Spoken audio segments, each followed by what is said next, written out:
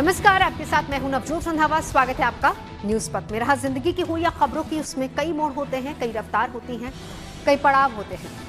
देश और दुनिया से जुड़ी पॉजिटिव खबरों के साथ आपको हम लिए चलेंगे न्यूज पथ पर। आइए शुरू करते हैं न्यूज पथ का सफर। सबसे पहले ऐसी तस्वीरें जिनका जिक्र सरेराह है, और ये तस्वीरें सुर्खियों में भी हैं और सोशल मीडिया पर भी। इनसे आपका बाखबर होना जरूरी है, क्योंकि चौराहे पर इन्हीं की चर्चा है। चर्चा कांवड़ मेले में अनूठी पहल की भी हो रही है। हिमाचल प्रदेश के मंडी में एक बार फिर से बादल फटा, लेकिन वहां इस संकट के बीच भी इंसानियत का एक और नेक रूप देखने को मिला। दरअसल जेल रोड के एक मकान में बारिश का मलबा अंदर चला गया तो आसपास के लोग इकट्ठा हुए और उन्होंने सीढ़ियां लगाकर पहली मंजिल पर फंसे कुछ लोगों को सुरक्षित बाहर निकाला। इस दौरान पानी और मलबा भी मकान के अंदर से बहता रहा, जबकि लोग एक दूसरे की मदद में जुटे रहे। अंदर से जो भी लोग निकाले गए वो पूरी तरह से मलबे से सने नजर आए।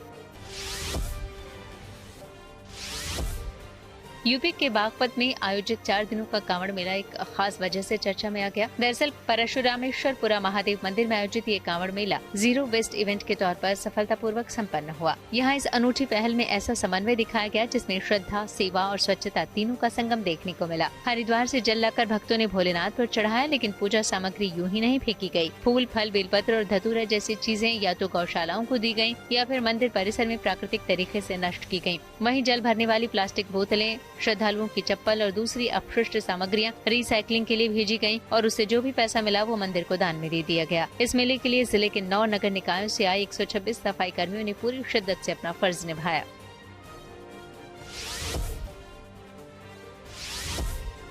भारत समेत दुनिया भर में इंटरनेशनल टाइगर डे अलग अलग तरीके से सेलिब्रेट किया गया। सैंड आर्टिस्ट सुदर्शन पटनायक ने भी ओडिशा के पुरी में समंदर किनारे रेत से कुछ कलाकृति बनाई। इसमें 51 टाइगर को जंगल में बैठे हुए दिखाया गया। इस तरह बाघों के संरक्षण को लेकर जागरूकता बढ़ाने का संदेश भी दिया।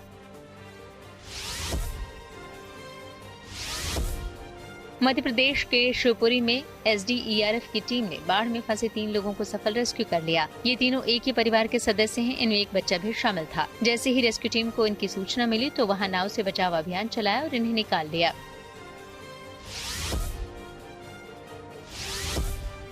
नागपंचमी पर पूर्व क्रिकेटर उमेश यादव मध्य प्रदेश के उज्जैन पहुंचे, जहां उन्होंने भगवान नागचंद्रेश्वर के दर्शन किए। इस खास मौके पर मंदिर के कपाट 24 घंटे के लिए रात 12 बजे ही खोल दिए गए थे। ऐसे में नागदेव का पूजन रात से ही शुरू हो गया था। भगवान नागचंद्रेश्वर का मंदिर ज्योतिर्लिंग श्री महाकालेश्वर मंदिर के शिखर पर स्थापित है, जिसके पट साल में एक बार 24 घंटे के लिए सिर्फ नागपंचमी के दिन खुलते हैं। मान्यता है कि यहाँ पर दर्शन करने से काल सर्प दोष से भी मुक्ति मिलती है। और न्यूज पथ में आगे रुख करते हैं आज की एक बड़ी गुड न्यूज का। झारखंड लोक सेवा आयोग ने JPSC सिविल सेवा परीक्षा 2023 का फाइनल रिजल्ट जारी कर दिया। आशीष अक्षत ने पुलिस सेवा में टॉप किया है, वहीं अभय कुजूर प्रशासनिक सेवा में टॉपर बने हैं। लेकिन कुछ ऐसी अभ्यर्थियों ने भी इस परीक्षा में बाजी मारी है जो बेहद अभाव और कठिनाइयों को पार करके इस मुकाम तक पहुंचे हैं। धनबाद की रहने वाली अनीता के सपने बड़े थे और अनीता ने दिन रात की कड़ी मेहनत के बाद अपने सपनों को पूरा किया है।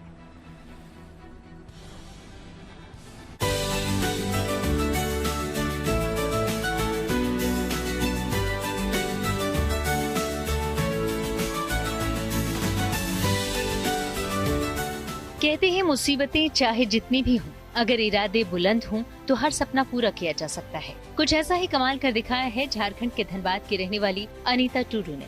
एक छोटी सी बस्ती, मिट्टी का जर्जर आशियाना, आर्थिक तंगी और कठिन परिस्थितियां। इसके बावजूद अनीता ने सपना देखा और ख्वाबों को बुनना नहीं छोड़ा। नतीजा, अनीता ने पहले ही प्रयास में अपने सपनों को पंख दे दिए और झारखंड संयुक्त परीक्षा में शानदार सफलता हासिल कर 278वीं रैंक हासिल की। ये मेरा फर्स्ट अटेम्प्ट है और इस सफलता का श्रेय लगभग इस सीढ़ी में जो मुझे मिलते गए सभी का है। चाहे सबसे पहले तो परिवार ही होता है और इसके साथ साथ शिक्षक हुए, फ्रेंड्स हुए और जैसे कि मेरे मामा हुए, उनका सबसे बड़ा योगदान है। तो इसमें कई लोग अफसर बनने की चाहत कैसे आए आपके मन में? मेरा तो यही है कि 2022 से पहले मुझे ऐसी कोई जानकारी नहीं थी कि अफसर भी कुछ होता है और इसलिए शायद मेरे अभी तक आवास, शौचालय ये सब नहीं है, क्योंकि मुझे जानकारी नहीं थी और घर में माँ उतनी पढ़ी लिखी नहीं है, तो हम लोग को ये आइडिया नहीं था। तो फिर आजकल जैसे कि मोबाइल है तो बहुत सारे रील्स भी आते हैं, जैसे कि यूपीएससी चाहे जेपीएससी स्टेट पीसीएस का जो होता है, तो बहुत सारा देखती हूँ। तो फिर उसमें जानने को मिला कि किससे क्या बनते हैं और कैसे तैयारी की जाती है। तो बस उसको मैं देखती, उसकी जानकारी इकट्ठा करती, फिर मैंने भी तैयारी स्टार्ट कर दी। अनीता का जीवन संघर्षों से भरा रहा है। उनकी मां तुलसी देवी सब्जी बेचने का काम करती हैं और परिवार की जिम्मेदारी अकेले ही संभालती हैं। लेकिन जिस घर में अनीता रहती हैं, वहां न शौचालय है, न ही पानी का कोई इंतजाम। इसके बावजूद अपने सपनों को पूरा करने के लिए अनीता ने कभी हालात से हार नहीं मानी। अनीता मूल रूप से गिरिडीह जिले के भीतिया गांव की रहने वाली हैं। अनीता को मैट्रिक में 84% अंक मिले। साल 2016 में इंटरमीडिएट में 69% अंक मिले और स्नातक में भी अकाउंट्स ऑनर्स से 69 अंक हासिल किए। साल 2022 में आवासीय प्रमाण पत्र की जरूरत पड़ी। इसके लिए दफ्तरों के चक्कर काटने पर उन्हें ईमानदार अधिकारी बनने की प्रेरणा मिली और गूगल की मदद से प्रशासनिक सेवाओं की जानकारी हासिल की। अनीता के सपनों की राह में कई लोग मददगार बने। रांची में रहकर सेल्फ स्टडी, कोचिंग और यूट्यूब चैनल डीएसपी की मदद से अनीता परीक्षा में पास हो गई। इस चैनल को झारखंड के डीएसपी विकास श्रीवास्तव चलाते हैं, जो मेहनती और जरूरतमंद छात्रों की निःशुल्क मदद करते हैं। हमको बहुत देख करके आश्चर्य होता था कि ये बच्ची इतना काम करने के बावजूद इतना मेहनत करती है, फिर भी पढ़ाई लिखाई में इतना ठीक है। और भी बच्चे पढ़ते थे, लेकिन ये सिर्फ पढ़ाई करने के बाद भी इस तरह का मतलब नहीं कर पाती थी। इसका तो देख करके हमको बहुत आश्चर्य लगता था कि ये लड़की कुछ करेगी। अगर इसका घर में कुछ सपोर्ट मिला, पढ़ाई लिखाई में अगर सहयोग किया जाए तो ये कुछ कर पाएगी। अनीता मानती हैं कि उनकी सफलता में विकास श्रीवास्तव का बड़ा योगदान है। अनीता का परिवार आज भी बेहद साधारण है, लेकिन उनके संघर्ष में उनकी नानी, मौसी, मामा और पड़ोसी मनोज सिंह और प्रेम महतो जैसे लोगों ने हर मोड़ पर उनका हौसला बढ़ाया और मदद की। हमको तो बहुत कठिन होता था कि हम इस चीज को नहीं कर पाएंगे, लेकिन इसका मामा जी और घर का परिवार वो लोग कुछ कुछ मतलब सपोर्ट देते रहता है और वो मेहनत करते रहती थी। मेरा मन में कभी नहीं लगता था कि हम कर पाएंगे, इसको दे पाएंगे, इसका सपना को पूरा कर पाएंगे। लेकिन अपने माँ के लिए जान जीत से मेहनत लगाती थी। कहती थी नहीं हम करेंगे, अब तुम कहाँ से लाएगी, कहाँ से हम लोग को देगी, हम लोग 5 भाई बहन है, तुम कैसे देगी, कैसे चलाएगी। शादी की भी बात होती थी। शादी की भी बात तो होती थी, फिर भी इसको देखते थे तो हमको रोने का आता था। अनीता का सपना सिर्फ यहीं रुकने का नहीं है। उनका अगला लक्ष्य है आईएएस बनना और देश की सेवा करना। उनका मानना है कि अगर ठान लिया जाए तो ऐसी कोई मंजिल नहीं जिसे हासिल नहीं किया जा सकता। जब दृढ़ निश्चय और कठिन परिश्रम हो तो कोई भी मंजिल असंभव नहीं लगती। झारखंड की एक आदिवासी बेटी ने इसे सच साबित कर दिखाया है। दुमका की बबीता सिंह ने न केवल कठिन परिस्थितियों में अपने को ढाला, बल्कि झारखंड प्रशासनिक सेवा की परीक्षा में सफलता हासिल कर एक मिसाल कायम कर दी। बबीता सिंह संभवतः आदिम जनजाति पहाड़िया समुदाय से आने वाली पहली बेटी बन गई हैं, जिन्होंने झारखंड प्रशासनिक सेवा में सफलता प्राप्त की है। बबीता के घर की आर्थिक स्थिति का अंदाजा इसी से लगाया जा सकता है कि बेटी के सफल होने पर घर में मिठाई खरीदने को पैसे नहीं थे। तब परिवार के लोगों और माँ ने बबीता का मुँह चीनी खिलाकर मीठा किया। बहुत खुशी हो रही है, हाँ, क्योंकि इतनी खुशी हो रही है कि मैंने भी ग्रेजुएशन किया और ऐसे ही प्राइवेट स्कूल में मैं काम करता आया, ड्यूटी करता आया और इस बच्ची को भी मैंने जो मोटिवेट किया, हाँ, और ऐसा मोटिवेट किया कि उस मुकाम पर ये पहुंच गई। बबीता ने YouTube के माध्यम से कई ऑनलाइन साइट पर उपलब्ध स्टडी मटेरियल के सहारे और रोजाना 5 से 6 घंटे की सेल्फ स्टडी की और अपनी मेहनत के दम पर आज झारखंड लोक सेवा आयोग की सिविल सेवा परीक्षा में 337वीं रैंक हासिल कर झारखंड प्रशासनिक सेवा अधिकारी बन गई। मुझे तो जो पोस्ट चाहिए था वो मुझे मिल गया, जो मैंने डाला था वो मुझे मिल गया, तो इससे बड़ी खुशी की बात क्या होगी। बबीता सिंह ने बताया कि 4 भाई बहनों में वो सबसे बड़ी हैं। उन्होंने दुमका जिले से ही मैट्रिक से लेकर कॉलेज और ग्रेजुएशन तक की पढ़ाई पूरी की। पढ़ाई पूरी होने के बाद घर वाले उन पर शादी करने का दबाव डाल रहे थे, लेकिन उन्होंने कहा कि उनको कुछ करना है और सफल होकर ऊंची उड़ान भरनी है। बस फिर क्या था, इसके बाद गरीबी और संसाधनों की कमी भी बबीता सिंह के हौसलों के आगे बौनी साबित हो गई। ये श्रेय किसको देंगे? आप जिस तरह से, जितना आप पे प्रेशर था जी हाँ, कि आपके समुदाय में जहाँ मैट्रिक किए कि हाँ, बस शादी हो शादी जाए। का, तो ऐसे में ये जो सामाजिक ताना बाना प्रेशर था जी बहुत और ज्यादा। माँ पिता का जो सहयोग था, कैसे किया आपने ये सब? जी, ये ताना-वाना तो बहुत ज़्यादा मिला है शादी नहीं करने का, कि शादी नहीं कर रही है लड़की, क्या करेगी? मतलब और मम्मी-पापा भी शादी नहीं दे रहे हैं, तो मैंने बोला कि मैं शादी नहीं करूँगी अभी। बबीता सिंह युवा पीढ़ी को शिक्षा के प्रति प्रोत्साहित करने के साथ साथ शिक्षा के जरिए जनजातीय समुदाय को मजबूत करने के लिए युवाओं को प्रेरित करने का काम कर रही हैं। साथ ही बबीता अन्य जनजातीय समाज के युवाओं के लिए भी प्रेरणा स्रोत बन गई हैं। दुमका की बबीता सिंह आज पूरे झारखंड की बेटियों के लिए प्रेरणा बन गई हैं। उन्होंने अपनी मेहनत और लगन से ये साबित कर दिया कि अगर दृढ़ संकल्प हो तो संसाधनों की कमी भी आपके रास्ते को नहीं रोक सकती। प्राउड फील हो रहा है हम लोग को, है ना, क्योंकि अभी तक में देखा जाए तो इस तरह का हमारे समुदाय में आगे तक कोई भी आगे नहीं आया है इस चीज़। सबसे पहली बात तो इसका जो मेहनत है इसके लिए मेरे पास शब्द नहीं है। सबसे पहली बात ये बहुत ही ज़्यादा मेहनती है, शुरू से ही एकदम मतलब पढ़ाई को छोड़ करके इसका ध्यान किसी और चीज़ में जाता ही नहीं था। आशीष अक्षत का कॉर्पोरेट वर्ल्ड में दिल नहीं लगा तो सिविल सेवा का रुख किया। धनबाद के लाल आशीष अक्षत ने शानदार सफलता हासिल करते हुए राज्य में पहला स्थान हासिल किया। उन्होंने झारखंड स्टेट पुलिस सर्विसेज में चयनित होकर पूरे धनबाद को गौरवान्वित किया है। आशीष को ये सफलता उनके दूसरे प्रयास में मिली। मेरी भी जर्नी कुछ ऐसी ही रही है। कुछ सब विफलताएं रही हैं बीच में, लेकिन मैंने अपने आप को कभी भी निराशा आने नहीं दी मेरे लाइफ में। बट मैं हमेशा निरंतर प्रयास में रहा और इस बार मेरा जेपीएससी में सिलेक्शन हुआ है। इस जेपीएससी में सिलेक्शन का श्रेय मैं अपने पापा मम्मी, बड़े भाई और अपनी फैमिली वाइफ को देना चाहूँगा, जिन्होंने हमेशा मेरे साथ रहा और हमेशा मुझे मॉरली सपोर्ट किया है। मेरे बड़े भाई ने मेरी काफ़ी मदद की। मैं उनके साथ हमेशा पढ़ाई किया करता था, ग्रुप स्टडी किया करता था और मुझे लगता है कि मुझे सबसे ज़्यादा फ़ायदा उससे ही हुआ है। कभी कभी इंसान के हौसले इतने मजबूत होते हैं कि हालात कितने भी मुश्किल क्यों न हो, वे अपने सपनों को पूरा करके ही दम लेते हैं। झारखंड के खूंटी जिले के रहने वाले अभय कुजूर ने ये साबित कर दिखाया। झारखंड लोक सेवा आयोग की सिविल सेवा परीक्षा में उन्होंने पूरे राज्य में दूसरा स्थान हासिल किया। अभय कुजूर के पिता नक्सली मुठभेड़ में शहीद हो गए थे। उसके बाद उनकी मां ने ही घर और बच्चों की जिम्मेदारी संभाली। मेरी मदर जो है she is very intelligent, financially उनको बहुत इंटेलिजेंस है एंड उतने कम पेंशन में उन्होंने हम तीनों भाई बहनों को बहुत अच्छी तरह से पढ़ाया है, तो उनको बहुत श्रेय जाता है। और जैसे कि मैंने बताया कि मैं काम करना चाह रहा था, लेकिन उन्होंने रोका कि आप फुल फ्लेजेड तैयारी कीजिए, क्योंकि एक बार हो जाएगा। और क्योंकि साथ रह कर तैयारी करना थोड़ा सा कठिन है, लोग करते हैं ज़रूर हैं, लेकिन थोड़ा कठिन होता है। तो उन्होंने मुझे पूरा सपोर्ट किया कि नहीं करो तुम करके, और मैंने कुछ पकड़ खर्चे के लिए मैं होम ट्यूशन्स वगैरह देता था। अनीता टुडू, बबीता सिंह, आशीष अक्षत और अभय कुजूर की कहानी हमें सिखाती है कि जहां चाह है वहां राह है। धनबाद से सितुन मोदक, दुमका से मृत्युंजय कुमार पांडे के साथ bureau report, good news today.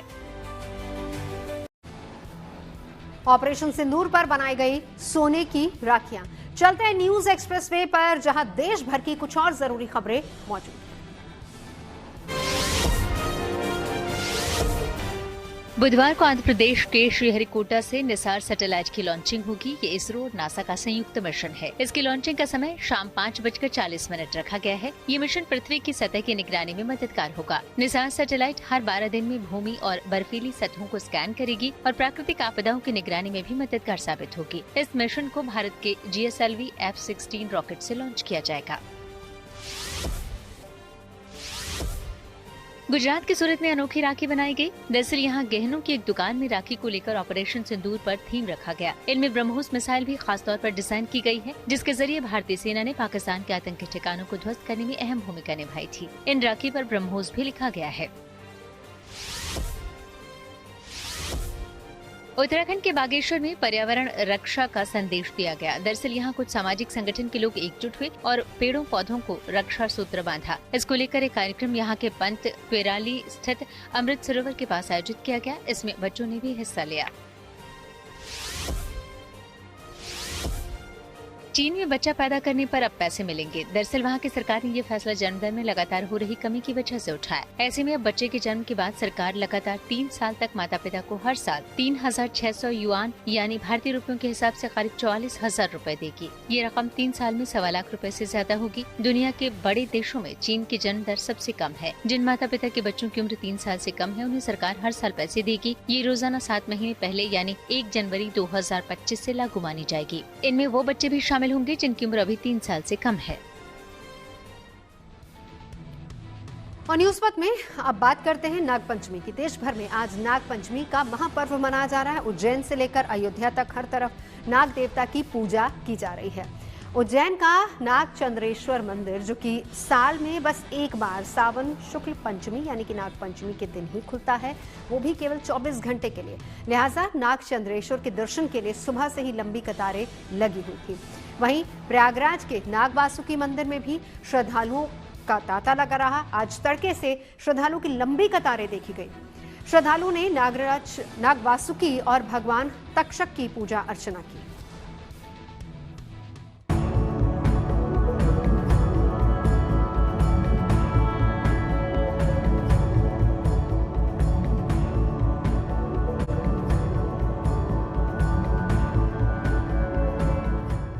बाबा भोलेनाथ की नगरी उज्जैन का नजारा बेहद भव्य है। पूरी नगरी शिव भक्तों से गुलजार है। रात से ही महाकाल मंदिर में भक्तों की भारी भीड़ लगी रही। वैसे तो देश में लाखों मंदिर हैं जो अपनी अलग अलग मान्यताओं के लिए न केवल भारत में बल्कि विदेशों में भी लोकप्रिय हैं। उन्हीं में से एक है उज्जैन का नागचंद्रेश्वर मंदिर।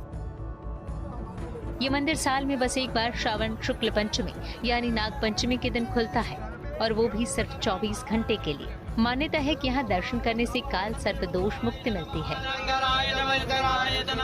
हमारी अनादिकाल की परंपरा है। भगवान महाकाल के इस पावन प्रांगण में भगवान महाकाल का जो मुख्य मंदिर है, उसके तृतीय तल पर भगवान नागचंद्रेश्वर का विग्रह विराजमान है, तो जिसमें पूरे वर्ष श्रद्धालु प्रतीक्षा करते हैं, क्योंकि सिर्फ एक दिन का पूरे वर्ष में वो अवसर आता है, वो क्षण आता है जब भगवान नागचंद्रेश्वर के दर्शन सुलभ होते हैं। तो उसी क्रम को, उसी परिपाटी को निभाते हुए आज 12 बजे भगवान का षोडशोपचार पंचोपचार पद्धति से पूजन किया गया और उनसे निवेदन और आग्रह किया गया कि जो भी भक्त, जो भी श्रद्धालु दर्शन हेतु आ रहे हैं, वो सब शीघ्र दर्शन करके सुरक्षित अपने घरों को पहुँचें।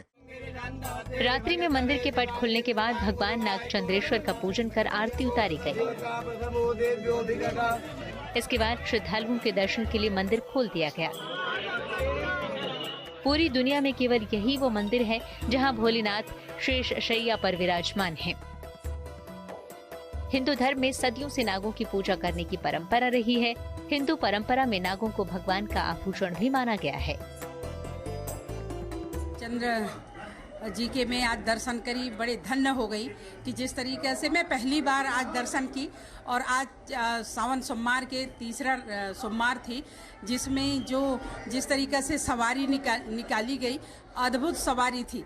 मैं महाकाल को प्रणाम करती हूँ। नाग पंचमी के अवसर पर वर्ष में एक बार भगवान नागचंद्रेश्वर के दर्शन होते हैं। पूजन अर्चन करके और बाबा नागचंद्रेश्वर के पट खोले गए। भगवान नागचंद्रेश्वर की मूर्ति 11वीं शताब्दी की बताई जाती है, जो नेपाल से लाई गई थी। पूरी दुनिया में यही एकमात्र मंदिर है जहां नाग की शैया पर भगवान शिव का पूरा परिवार लेटा है। नाग पंचमी के दिन नागों की पूजा करने की परंपरा रही है, लेकिन नागचंद्रेश्वर मंदिर में स्वयं तक्षक नाग हैं। इसलिए वर्ष में जब एकमात्र इसी दिन मंदिर के पट खुलते हैं तो भारी संख्या में भक्त दर्शन के लिए उमड़ते हैं, ताकि मंदिर का पट खुलने पर नागचंद्रेश्वर का दर्शन कर वो उनका आशीर्वाद प्राप्त कर सकें। आस्था और भक्ति की ऐसी ही तस्वीरें प्रयागराज में भी देखने को मिले, जहां नाग वासुकी मंदिर में नागों के राजा वासुकी की पूजा की जाती है। प्रयागराज के प्रसिद्ध नाग वासुकी मंदिर में सुबह से ही श्रद्धालुओं की भारी भीड़ उमड़ी। श्रद्धालुओं ने नाग वासुकी के दर्शन कर उन्हें दूध लावा चढ़ाया और रुद्राभिषेक कर काल सर्प दोष और विश्व बाधा से मुक्ति की प्रार्थना की।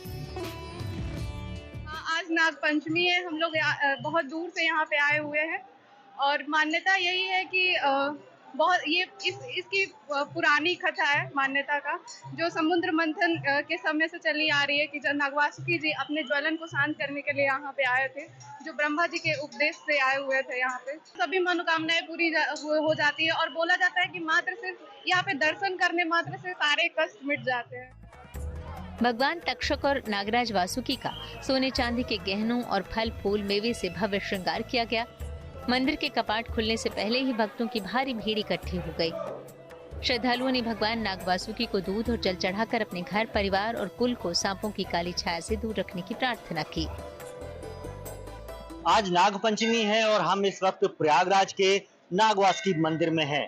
प्रयागराज में सुबह से ही भक्तों की भारी भीड़ यहाँ लगी हुई है और ये ऐसा मंदिर है कि जहाँ पर नागों के राजा नाग वासुकी का ये मंदिर है और कहा जाता है कि समुद्र मंथन के दौरान नाग वासुकी को रस्से के रूप में प्रयोग किया गया था, जिससे वो बुरी तरह से घायल हो गए थे और ब्रह्मा जी ने उन्हें यही विश्राम करने के लिए कहा था और तब से ये मंदिर यहाँ पर है और सभी भक्त यहाँ पर दूध, जल और लावा यहाँ पर अर्पित कर रहे हैं और अपने परिवार की सुख शांति की कामना कर रहे हैं। नाग देवताओं के मंदिरों में काल सर्प दोष से मुक्ति के लिए विशेष पूजा अर्चना और अभिषेक किया जा रहा है। ये भगवान जो नाग वासुकी है, इनका प्रयोग जो है जब समुद्र मंथन हो रहा था तो रस्सी के रूप में किया गया, तो रस्सी के रूप में इनका प्रयोग किया गया। ये बहुत ज्यादा थक गए तो भगवान विष्णु ने कहा कि आप आकर के यहाँ प्रयागराज में जाकर के विश्राम करिए। एक कथा इनकी यह है। दूसरी कथा यह है कि जब जनमेजय ने सर्प यज्ञ किया तो यह छुप करके यहाँ पर आकर के नाग वासुकी के रूप में यहाँ आकर के प्रयागराज में विश्राम करने लगे। हरिद्वार के नागेश्वर मंदिर में भी भक्तों का सैलाब उमड़ा। सुबह से ही भोले के भक्त नाग देवता को दूध अर्पित करने के लिए पहुंचे। ये नाग देवता का मंदिर प्राचीन मंदिर है और हम 20 सालों से यहाँ पे पूजा करते आ रहे हैं और सभी भक्त जन पूजा करते हैं नाग पंचमी के अवसर पर।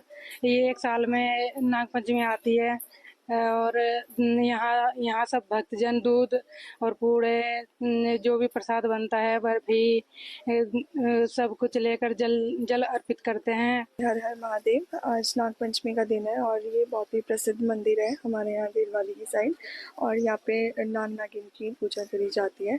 और ऐसी मान्यता है कि यहाँ पे जो नाग पंचमी के दिन आते हैं, जो श्रद्धालु अपनी इच्छाएं पूरी करना चाहते हैं, जो मांगते हैं, वो यहाँ पे पूरा होता है। मान्यता है कि नाग पंचमी के दिन नाग देवता की पूजा दूध, फल और मिष्ठान से करनी चाहिए और जिनकी कुंडली में काल सर्प दोष होता है उन्हें इस दिन अवश्य पूजा करनी चाहिए। मान्यता ये भी है कि यहाँ आने वाले श्रद्धालुओं की इच्छाएं पूरी होती हैं। भगवान श्रावण के शुक्ल पक्ष की पंचमी के दिन नाग पंचमी का उत्सव मनाया जाता है।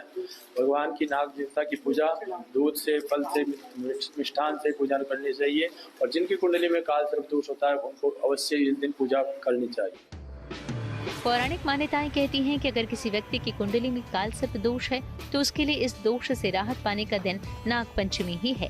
कहते हैं नाग पंचमी पर नाग पूजा करने से काल सर्प दोष का नकारात्मक प्रभाव कम होता है। साथ ही इस दिन की पूजा घर में खुशियां और सुख समृद्धि लाने में मदद करती हैं। उज्जैन से संदीप कुलश्रेष्ठ के साथ प्रयागराज से Pankaj Srivastava, good news today. और न्यूज पथ पर आगे धन बाजार, जहां शेयर बाजार से लेकर कारोबार तक की सभी अहम खबरें मौजूद है। इसका सीधा रिश्ता आपकी जेब से है। तेज रफ्तार खबरों के बीच ये जरूरी खबरें छूट ना जाएं, तो चलिए धन बाजार की खबर ले आए। हफ्ते के दूसरे कारोबारी दिन शेयर बाजार में बढ़त देखने को मिली। मंगलवार को सेंसेक्स 447 अंक उछलकर 81,338 पर बंद हुआ। वहीं निफ्टी भी 140 अंक ऊपर चढ़ा, ये बढ़कर 24,821 पर पहुंच गया। मंगलवार को सोने की कीमत में गिरावट आई। दिल्ली सर्राफा बाजार में सोना 200 रुपए फिसला। इसके साथ ही अब दिल्ली में 10 ग्राम सोने की कीमत घटकर 97,820 रुपए पर आ गई। हालांकि चांदी की कीमतों में कोई बदलाव नहीं आया। 1 किलो चांदी की कीमत 1,13,000 रुपए पर स्थिर रही। मंगलवार को डॉलर के मुकाबले रुपया फिसल गया। इसमें 12 पैसे की गिरावट आई। इस तरह 1 डॉलर के मुकाबले रुपए की कीमत 86 रुपए 82 पैसे हो गई। होंडा ने टाटा नैनो जैसी एक छोटी कार को पेश किया है। ये एक इलेक्ट्रिक कार है। इसका नाम है होंडा N1E। रेट्रो लुक वाली इस कार में LED लैंप और गोलाकार DRL दिया गया है। इसमें विजुअल सिस्टम भी है जिससे दूसरी गाड़ियों को चार्ज किया जा सकता है। साथ ही इससे घर में इलेक्ट्रिसिटी भी सप्लाई की जा सकती है। मीडिया रिपोर्ट्स के मुताबिक फुल चार्ज में ये कार 245 किलोमीटर से ज्यादा की रेंज दे सकती है। इससे पहले गुडवुड फेस्टिवल ऑफ स्पीड में दिखाया गया था और अब ये जापान में लॉन्च हो रही है। भारत में भी इसके जल्द लॉन्च होने की उम्मीद है।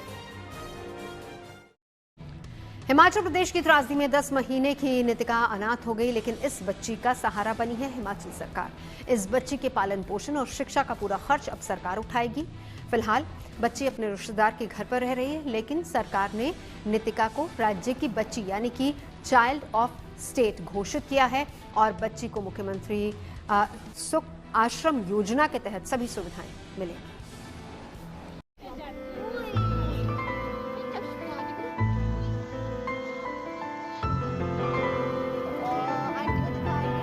नन्ही सी उम्र में इस मासूम के सिर से माँ बाप का साया उठ गया।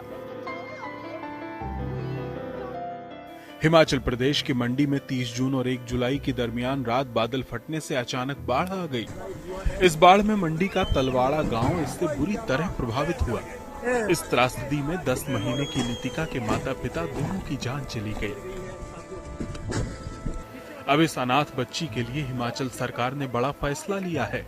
सुखविंदर सिंह सुक्खू की अगुवाई वाली सरकार ने नितिका को राज्य की बच्ची यानी चाइल्ड ऑफ स्टेट घोषित किया है।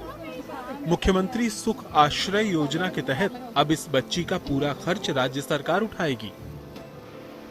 मंडी में कुदरती आपदा में नितिका की दादी भी लापता हो गईं और फिलहाल नितिका पड़ोस के गांव में अपनी मौसी के पास रह रही है। कुदरत के कहर में नितिका ने जो खोया उसकी भरपाई तो कभी नहीं हो सकती, लेकिन सरकार की इस मदद से नितिका की जिंदगी को बड़ा सहारा जरूर मिल गया है। Bureau report, good news today. इस पद के सफर में आगे सोशल अड्डा का रुख करते हैं, जहां आज बात होगी दिल्ली की। देश की राजधानी दिल्ली में अब लोगों को रात में घूमने फिरने और खाने का मजा मिलने वाला है। जानकारी के मुताबिक दिल्ली में जल्दी ही एक नया नाइट फूड मार्केट शुरू करने की तैयारी हो रही है। ये मार्केट इंदौर की मशहूर 56 दुकान की तर्ज पर NDMC इलाके में शुरू करने की योजना बनाई गई है। इस नाइट फूड मार्केट के खुलने का समय रात 10 बजे से होगा और सुबह तक ये चलेगा। दिल्ली में नाइट लाइफ को बढ़ावा देने के लिए इस फूड मार्केट में चर्चित रेस्टोरेंट्स के फूड ट्रक भी नजर आएंगे। नाइट फूड मार्केट को शुरू करने के लिए दिल्ली में कनॉट प्लेस और लोधी रोड को संभावित जगहों में चुना गया है और योजना के तहत फूड ट्रक को भीड़भाड़ वाली जगहों पर लगाने की इजाजत नहीं होगी। फूड ट्रक को सिर्फ तय किए गए जोन्स में ही लगाया जाएगा और साथ ही साफ सफाई का भी पूरा ख्याल रखना होगा। दिल्ली सरकार के मंत्री और NDMC सदस्य परवेश वर्मा ने कहा कि दिल्ली की रातें भी दिन की तरह रोशन और जिंदा दिल होंगी और इस योजना को लेकर युवाओं और कारोबारियों में काफी उत्साह भी है, क्योंकि इससे खाने पीने के शौकीनों को नया ठिकाना मिलेगा और रोजगार के भी अवसर पैदा होंगे। दिल्ली में शुरू होने जा रही नाइट मार्केट को लेकर हमने दिल्ली वालों से बात की और उनकी राय जाननी चाहिए। पता नहीं यार, बेटर खाने की वैरायटी अगर बहुत है या एक गली है ऐसा तो बेटर हो जाएगा। मुझे लगता है कि फिर अब लोग वहाँ जाके वापस भी तो आएंगे। अगर उन रास्तों में सुरक्षा नहीं रहेगा तो फिर मुझे नहीं लगता कि ये चाट पकौड़े लगा के हम बेटर कर रहे हैं। घर पहुँचना भी सहूलियत से सही होता है, क्योंकि अगर ऐसा खुलता है तो फैमिली भी चाहेगी कि जाए, लेकिन इतने वारदात हो रहे, इतनी चीज़ें हो रही है तो मुझे ये लगता है। बेसिकली मेरे हिसाब से अगर नाइट लाइफ में अगर सेफ्टी सिक्योरिटी प्रोवाइड हो रही है दिल्ली में, क्योंकि मेन पर्पस वही रहता है कि लड़कियां अगर बाहर जाने से पहले सोचती है तो इसी वजह से सोचती है कि सेफ नहीं है, सिक्योर नहीं है। बट अगर दिल्ली में सेफ्टी सिक्योरिटी के साथ अगर नाइट लाइफ एंजॉय करने का मौका मिला है तो मेरे हिसाब से बेस्ट है। काफ़ी अच्छा होगा, काफ़ी डेवलप होगा। बैंकॉक जैसे एरिया में जैसे नाइट लाइफ एंजॉय करते हैं हम, वैसे यहाँ पे भी हम एंजॉय करेंगे। साथ में सेफ्टी और सिक्योरिटी रहेगी तो हम अच्छे से ट्रैवल कर पाएंगे, अपनी एंजॉय कर पाएंगे अपनी लाइफ स्टाइल, एंड काफ़ी अच्छा रहेगा। डेवलपमेंट होगा तो काफ़ी अच्छी चीज़ें हैं। अभी तो डेवलपमेंट हो रही हैं और ऐसी डेवलपमेंट हो जाए तो हमारे लिए काफ़ी बेटर रहेगा। नाइट लाइफ एंजॉय करेंगे हम। ये जो नाइट के लिए चल रहा है दिल्ली में, ये हमारे लिए बहुत अच्छा रहेगा, क्योंकि रात में निकलने में हम देखते हैं अगर स्विगी जोमेटो कुछ भी करते हैं तो हम लोग नहीं कर पाते हैं, मतलब आ नहीं पाता। कभी नेटवर्क इशू है, कभी कुछ है।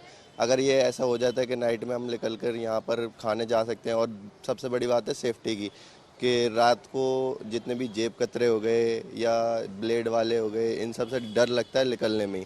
अगर इसके बिना डर के हम लोग निकल सकते हैं तो ये हमारे लिए प्लस पॉइंट है और ये ऐसा होना चाहिए। क्योंकि अगर ऐसा होता है तो हमारे सबसे पहला नंबर ये होगा कि टूरिज्म का बढ़ावा मिलेगा और बाहर के लोग आएंगे यहाँ पे, जब सिक्योरिटी और सस्ती चीज़ें देखेंगे कि सब कुछ अच्छी है तो बाहर जा कर के बताएंगे कि वो लोग फिर से आएंगे कि चलो डलाई चलते हैं, वहाँ पे कोई दिक्कत नहीं, रुकने के खाने के, चाहे अगर 2 बजे रात में भी किसी को ज़रूरत हुई कुछ खाने की तो मार्केट में निकल जाएगा। अगर जैसे स्विगी ऑनलाइन की नहीं खाने को मिलता, कभी कोई दिक्कत होती है, तो ये चीज़ें हमारे लिए और बाहर से लिए भी सबके लिए अच्छा होगा और हमारे कैपिटल्स की भी बढ़ोतरी होगी इससे।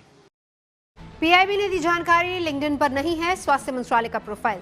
टेक्नोलॉजी से जुड़ी ऐसी हर जरूरी खबर को जानने समझने के लिए आपको लिए चलते हैं डिजिटल करियर। भारत के रक्षा क्षेत्र के लिए अच्छी खबर आई। दरअसल भारत ने अपनी स्वदेशी शॉर्ट रेंज बैलिस्टिक मिसाइल प्रलय के 2 लगातार सफल टेस्ट किए। पहला टेस्ट सोमवार और दूसरा मंगलवार यानी आज किया गया। ये दोनों टेस्ट ओडिशा तट के पास डॉक्टर एपीजे अब्दुल कलाम द्वीप से हुए। इस मिसाइल को डीआरडीओ ने पारंपरिक युद्ध क्षेत्र के लिए डिजाइन किया है। इसकी रेंज 500 किलोमीटर है।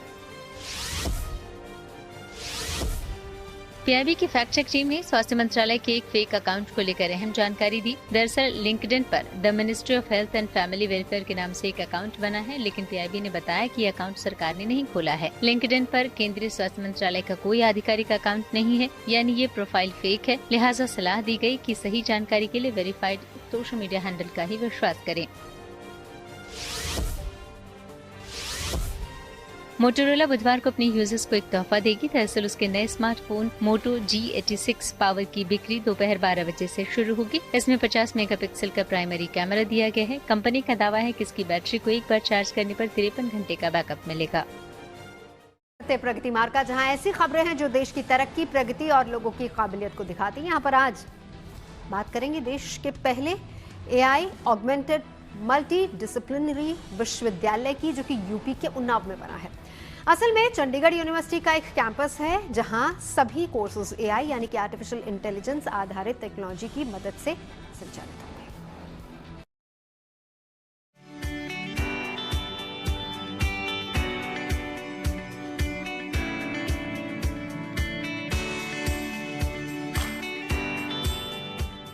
देश को पहला AI ऑगमेंटेड मल्टी डिसिप्लिनरी विश्वविद्यालय मिल गया, यानी एक ऐसा विश्वविद्यालय जहां सभी कोर्सेज AI यानी आर्टिफिशियल इंटेलिजेंस आधारित टेक्नोलॉजी की मदद से संचालित होंगे और पढ़ाई का तरीका पूरी तरह से तकनीक पर आधारित होगा।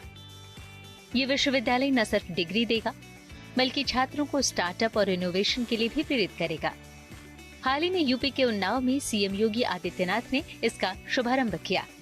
असल में ये चंडीगढ़ विश्वविद्यालय का नया परिसर है जहां सभी कोर्सेज AI आधारित टेक्नोलॉजी की मदद से संचालित होंगे। इंडस्ट्रीज 20 इंडस्ट्रीज के साथ हमारी कोलैबोरेशन है, जिनमें से Microsoft, Google, KPMG, SAS, quick और ऐसे ही कई और जो हमारी MNCs हैं, मल्टीनेशनल कॉरपोरेशंस हैं, उनके साथ हमारी कोलैबोरेशन की गई है, जिसमें हमारी जो फैकल्टी भी हो और जो उनके ट्रेनर्स भी हैं वो ही स्टूडेंट्स को आकर in person teaching, in person training दिलवाएंगे। टेक्निकल ट्रेनिंग, स्किल बिल्डिंग और जो सॉफ्ट स्किल बिल्डिंग है वो इन्हीं इंडस्ट्रीज के थ्रू होगी हमारे स्टूडेंट्स की। इस यूनिवर्सिटी की खासियत ये है कि यहाँ छात्रों को वैश्विक स्तर के स्किल्स सिखाने के लिए खास पाठ्यक्रम तैयार किए गए हैं और उसे पढ़ाने वाले शिक्षक भी दुनिया की बड़ी बड़ी यूनिवर्सिटीज से जुड़ेंगे। हमारे टीचर्स हैं वो कई इंटरनेशनल यूनिवर्सिटीज की कोलैबोरेशंस के थ्रू भी आ रहे हैं। जो हमारा करिकुलम है वो इंटरनेशनली बेंचमार्क्ड है, हार्वर्ड, स्टैनफोर्ड और MIT जैसी कई ऐसी इंटरनेशनल यूनिवर्सिटीज के साथ। और जो हमारी फैकल्टी है उनका भी जो इंटरनेशनल और इंडस्ट्री एक्सपीरियंस है। तो ये सारे जो कॉम्बिनेशन है ये हमने इंश्योर किया है कि जो स्टूडेंट्स हैं वो बेफिक्र रहें, यूनिवर्सिटी से पहले भी और यूनिवर्सिटी के बाद भी। ये विश्वविद्यालय यूपी के युवाओं के लिए बड़ी सौगात है। छात्र खुश हैं कि उनके राज्य में इतनी बड़ी पहल हुई है। अभी तक AI की पढ़ाई विशेष तौर पर नहीं होती थी, पर अब इस चंडीगढ़ यूनिवर्सिटी में पढ़ाई कर उन्हें एक अच्छा भविष्य मिलेगा और रोजगार के अवसर भी मिलेंगे। मैं यूपी में रहने वाली हूँ तो मुझे बहुत प्राउड फील हो रहा है कि लखनऊ के पास खुला है। तो इस वजह से AI हमारे जीवन में एक बहुत बड़ा रोल प्ले करता है। जॉब अपॉर्चुनिटी AI की वजह से इतनी ज्यादा बढ़ गई है कि जो लोग अभी अनएम्प्लॉयड थे वो आगे चल के एम्प्लॉयमेंट उनकी और बढ़ गई है। और रही बात, अगर मैंने बीटेक बायोटेक लिया है तो सर इस यहाँ मतलब बीटेक बायोटेक लखनऊ में कहीं नहीं, बहुत कम कॉलेजेस है जो कि ये कोर्स अप्लाई करते हैं। दूर जाने से अच्छा कि अगर हमें अपने एरिया में इतनी अच्छा बेस्ट मिल रहा तो हम वहीं पर ही आएंगे। लखनऊ कानपुर राजमार्ग पर बना चंडीगढ़ विश्वविद्यालय का नया परिसर तकनीक और रोजगार पर केंद्रित शिक्षा का शानदार उदाहरण है, जहां छात्र न सिर्फ किताबी ज्ञान हासिल करेंगे बल्कि भविष्य की टेक्नोलॉजी और वैश्विक मांगों के हिसाब से स्किल्स भी सीखेंगे। उन्नाव से सूरज सिंह के साथ bureau report, good news today. अच्छी खबर उस शहर की जो न केवल सैर सपाटे के लिए मशहूर है बल्कि शानदार ऐतिहासिक विरासत को भी समेटे हुए है। बात हो रही राजस्थान की राजधानी जयपुर की। सैलानियों की पसंदीदा जगह है जयपुर, और लेकिन अब अंतर्राष्ट्रीय स्तर पर भी इसको सराहा जा रहा है क्योंकि इस शहर को घूमने फिरने के लिहाज से दुनिया के बेहतरीन शहरों में चुना गया है।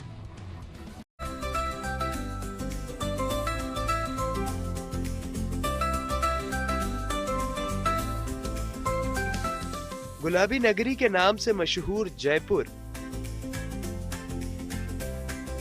राजस्थान के राजे महाराजाओं का शहर जयपुर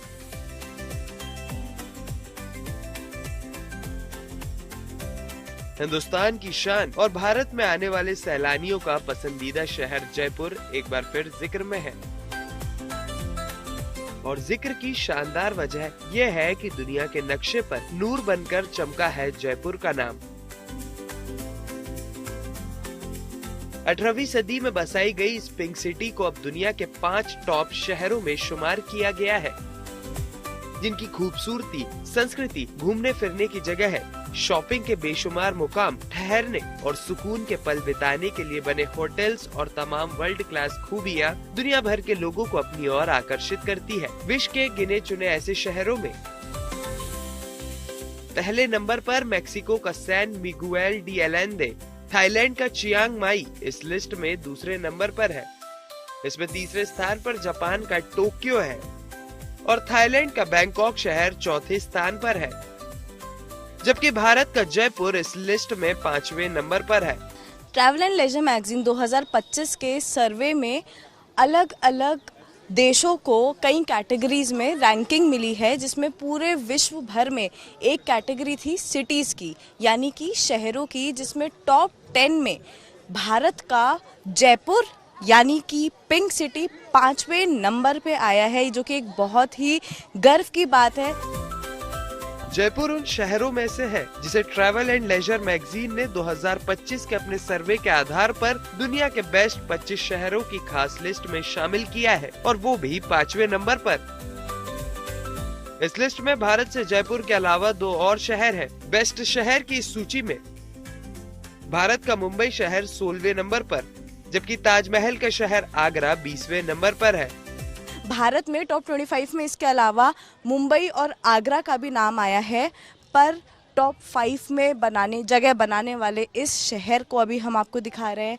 क्यों ये जाना जाता है, क्यों यहाँ पे आना चाहिए, ये तो तब पता चलेगा जब आप यहाँ पे आएंगे, एक बार देखेंगे क्या यहाँ का इतिहास है, कैसे यहाँ के मॉन्यूमेंट्स है। जाहिर है मुंबई और आगरा को पीछे छोड़कर जयपुर दुनिया में अपनी खास पहचान बनाने में कामयाब रहा है।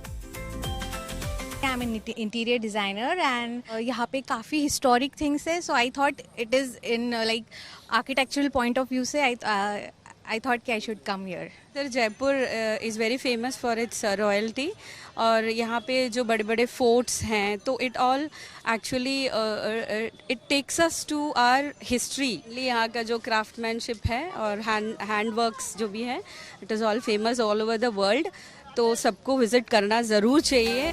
शानदार किलों और महलों के लिए मशहूर जयपुर शहर को यूनेस्को भी अपनी हेरिटेज लिस्ट में शामिल कर चुका है, और अब इस शहर को अंतर्राष्ट्रीय स्तर पर बेस्ट सिटी का जो नया तमगा मिला है, उसके कारण यहाँ पर टूरिज्म में और इजाफा होने की संभावना से इनकार नहीं किया जा सकता। जयपुर से रिदम जैन के साथ bureau report, good news today.